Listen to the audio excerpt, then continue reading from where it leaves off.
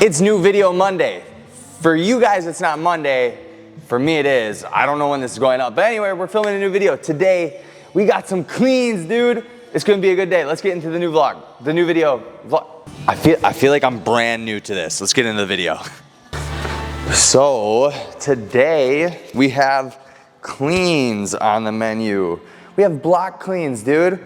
We're getting back to doing like CrossFit stuff. It feels so good. It feels so good. Olympic weightlifting. So we have block cleans at the knees. There's a lot going on at the gym right now. Lots of stress.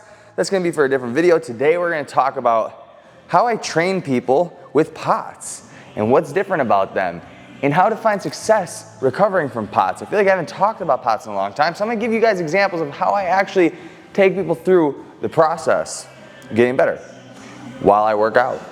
Let's do it.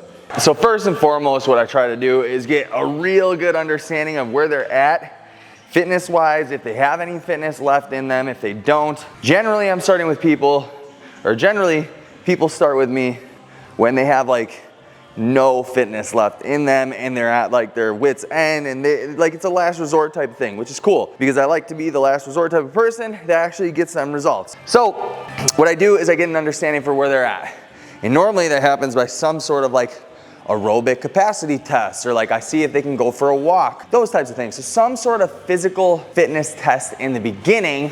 It's very, very, very integral that you figure out what your fitness is like right now to find out how to take the next steps forward.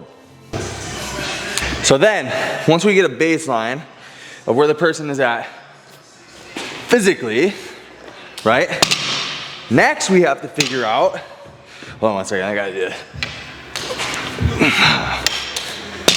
Cleans feel good, man. Cleans feel good. I feel like I'm taking like a MySpace selfie in 2008. So once we figure out where the person is physically, then we have to figure out where they're at mentally. Because I'll be honest with you guys, there's a bunch of traits that are inherent to all POTS clients from my experience and also from me having POTS that need to be like conquered before you really, really do get better. And that is people are super anxious.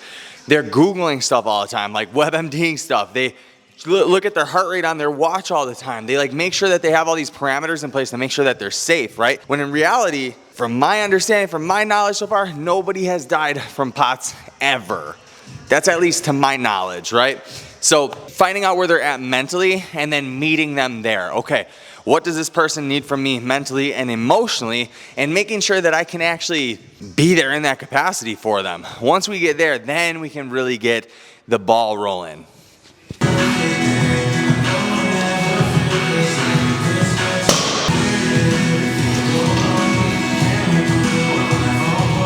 All right, we're gonna start these EMOM reps at 165 this week. I'm so pumped to be in the position to be able to weight lift again. This is amazing. I think we have 10 rounds of this.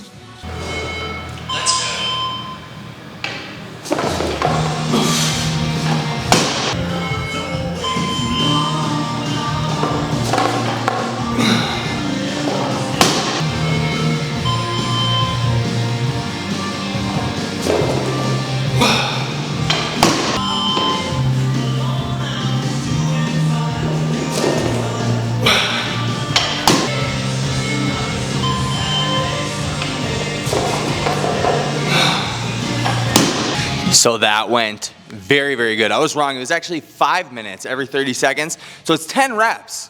So we're going up to 185. This is gonna go amazing. All right, so after we have figured out where the people are mentally, emotionally, and physically, that's when I start to put like little timelines in people's heads, right? That's when I start to say like, hey, I would like if you would be able to go for a normal leisurely walk around your neighborhood in this amount of time. I want to see you driving again in this amount of time. I want to see you go to the freaking mall in this amount of time. I want you to hang out with your friends in this amount of time. What that does is it gives people a tangible goal. It gives them something to look forward to, so it kind of keeps the motivation to keep going and allows them to push through the uncomfortable nature of getting through POTS, because the training gets very uncomfortable, but it's not unsafe. That's the whole point, right? Keeping people safe, but keeping them motivated through the times that feel unsafe. Giving timelines is really important because it holds motivation. And then after that, you guys also, just to be clear, most times, to be honest, it's not that people can't do the things that they want to be doing. It's that they're scared that they might have a flare up or that something's gonna happen if they try. That's in my experience. Most of my clients have all gone through this where like, it's not necessarily that they're going to pass out, it's that they have the fear of passing out in public. That's one example that I can give you. After we have those timelines, then we start to put the program together. And more times than not, I start out the people's program with 2 times per week of some sort of aerobic training. There's always some sort of zone 2 training in there, and then there's some sort of higher intensity interval type stuff. But those high intensity intervals, don't get it twisted, look different for a POTS person than they do for like a normal healthy person, right? It's all about training the body's systems to kind of deal with the symptoms that they're having. So zone 2 cardio, for example, is just really good for heart health and heart function, regulating blood pressure, stuff like that. The high intensity intervals helps you with spiking your heart rate up and then bringing it back down to baseline, going back up, bringing it back down to baseline.